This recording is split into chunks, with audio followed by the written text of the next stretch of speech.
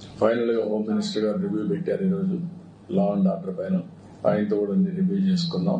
Review చేసిన తర్వాత home minister గారు నేను గడిచినటువంటి టెక్నాలజీ, న్యూ క్రిమినల్ లా ఇవన్నీ రివ్యూ చేస్తున్నారు. Part of his ministry. ఇప్పటికీ ఒక 24 రాష్ట్రాలని రివ్యూ చేశారు.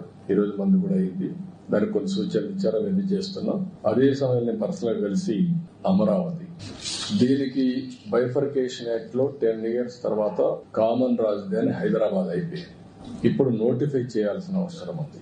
ఇంత మునిపే అమరావతిని క్యాపిటల్ గా చెప్పారు, రికగ్నైజ్ చేశారు. ఇప్పుడు యాక్ట్ లో పెట్టారు కాబట్టి 10 years అయింది కాబట్టి దీన్ని యాక్ట్ లో పెట్టి బైఫర్కేషన్ యాక్ట్ లో నోటిఫై చేయాల్సిన అవసరం ఉంది. అది కూడా చెప్పాను, చేస్తా ఉన్నారు. అమెండ్మెంట్స్ తీసుకొస్తామని చెప్పి హామీ ఇచ్చారు. అదే మరి రాయలసీమలో ఉండే వాలంటీర్ ఆర్గనైజేషన్ RDT ఆ విషయం కూడా మన హోమ్ మినిస్టర్ గారి దృష్టి తీసుకొచ్చాను. ఎందుకంటే one of the best servicing organization అది.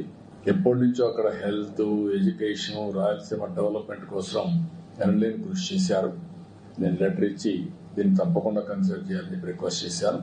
అది కూడా ఎగ్జామిన్ చేస్తా అని చెప్పి హామీ ఇచ్చారు.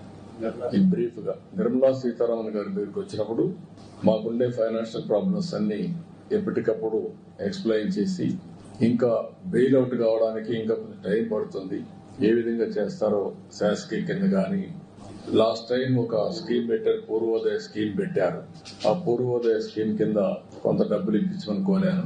ఈ రెండు కాకుండా ఇంకొక పక్కన మనకు బకాయిలు రావాల్సినవి అంటే వేరియస్ రీజన్స్ వల్ల కట్ చేశారు, అవి కూడా ఏమని చెప్పి రిక్వెస్ట్ చేశాను.